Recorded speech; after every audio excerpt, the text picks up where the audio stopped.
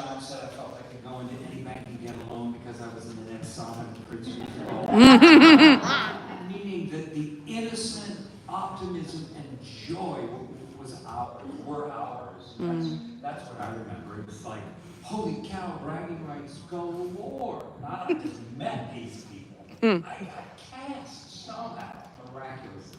It was a great day. And I don't think there's an equivalent. I don't think any kids could audition for anything that would have meant Alan Steve in those years. They were not only revered, but the string of work was so extraordinary and so non-stop that I can't think of anything that anybody would audition for that would be that kind of a high to be involved with and to be anointed by these brilliant men that we revered so much. Anyway, I think we were just... And I'll butt in to say, my old friend Michael Levine, our friend, is here, and he's in the documentary because he auditioned, I believe, on that day. Wasn't it that day? It was another, earlier. Yeah, okay, right. You can hear him sing Johnny One Note. Or Johnny One Note. So, and if you haven't seen Lonnie's documentary, I'm sure 95% of you have, or watch it again. I've seen it, of course, countless times and kind of skimmed through my bits. It's such a beautiful, it's the best production of Marilyn I've ever seen, is what I always tell Lonnie. No. It captures it. So. And even the title, the best worst thing that ever could have happened, because it would be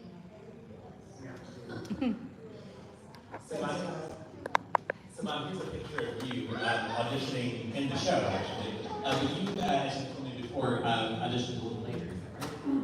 I did. I got cast like a couple months later when Andy Morrison got cast for the second time. So I was in an off-Broadway show at the time when they were having all the big calls, and so I wasn't able to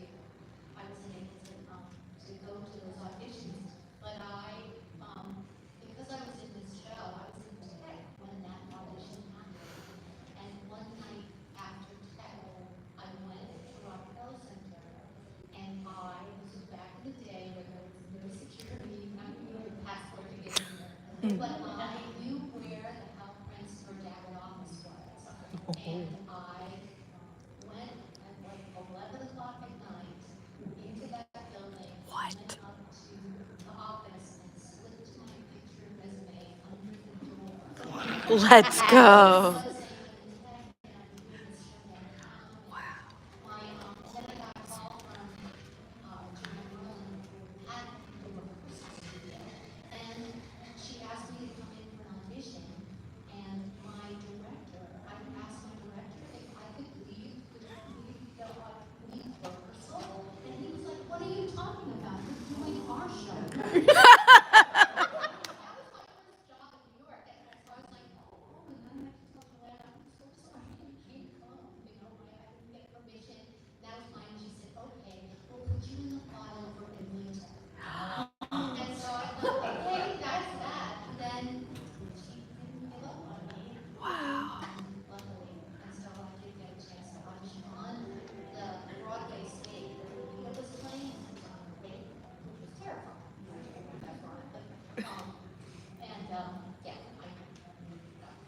There's young Lonnie and then there's your Japanese one. Yeah, really studly in a vest and a bow tie.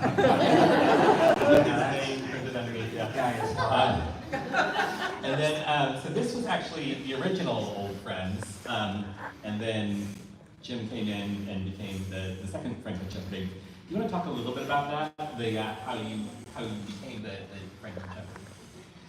Well, it's a long story, but the shorter story is Ron Field was our original choreographer, and I had worked with him the previous year in another musical that ran 2 weeks called Perfectly Frank.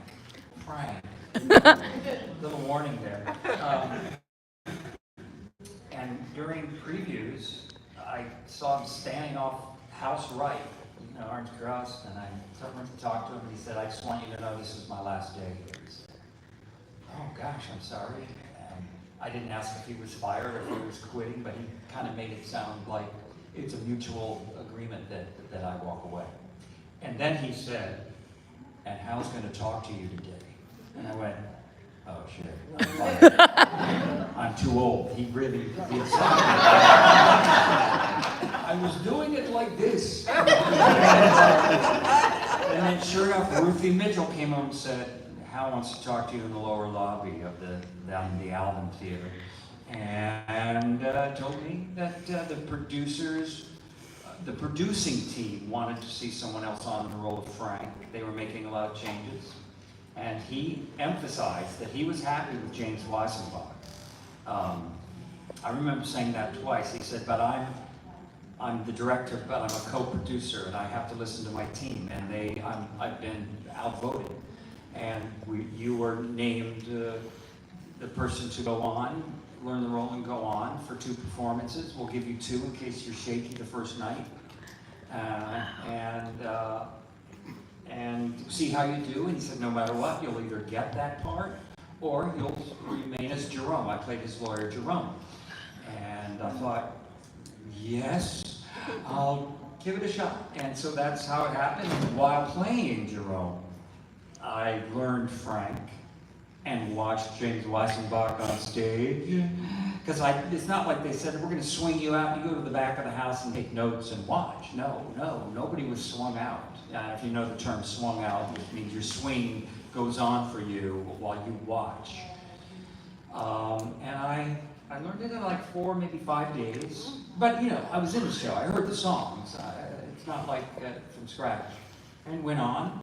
And it was a glorious first night, and I forgot to bow. Or I did great. Yeah, I did great, and then I didn't rehearse the bows, or I just thought, oh my God, I did it. And then I saw everybody looking at me in the wings, and I ran out. But, and then that night, I remember it was that night, stage left, Hal was in the wings, the curtain came down, and he said, the part is yours. That quickly. Said the part is yours, and I went, oh, okay. But that's my short story. So one of the things that I really like about working